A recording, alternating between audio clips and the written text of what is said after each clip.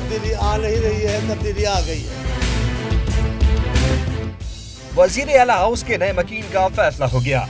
एक के बाद दूसरा शासन की बागडोर संभालेगा। कायम अली शाह आज अपना इस्तीफा गवर्नर सिंध डॉक्टर रिशद उल इबाद को पेश करेंगे। कराची में पीपल्स पार्टी की अहम बैठक के दौरान पार्टी चेयरमैन बिलावल भुट्टो ने वजीर खजाना मुराद अली शाह को वजीर आला सिंध नामजद किया। इस मौके पर कायम अली शाह और नामजद वजीर आला समेत पार्टी रहनुमा और अरकान असेंबली भी मौजूद थे। इजलास के बाद मीडिया ब्रीफिंग में मौला बख्श चांडियों ने मुराद अली शाह की बतौर वजीर आला नामजदगी का बाज़ाब्ता ऐलान किया। उनका कहना था कि 2018 के इंतखाबात के लिए जोशीले कप्तान की जरूरत है। तब्दीली आ नहीं रही है, तब्दीली आ गई है। सैयद मुराद अली शाह साहब, एक हमारे साबिक बहादुर वजीर आला अब्दुल्ला शाह के साहबजादे को नामज़द किया गया है कि वो सिंध के वज़ीर आला, नए वज़ीर आला बने।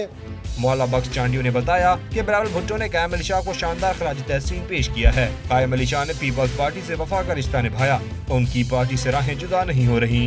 उनकी राहें अलग नहीं है, मनसब अलग हो रहा है, मनसब जुदा हो रहा है, लेकिन उनका रिश्ता पीपल्स पार्टी के साथ रहेगा। उनसे रहनुमाई हासिल करती रहेगी पीपल्स पार्टी।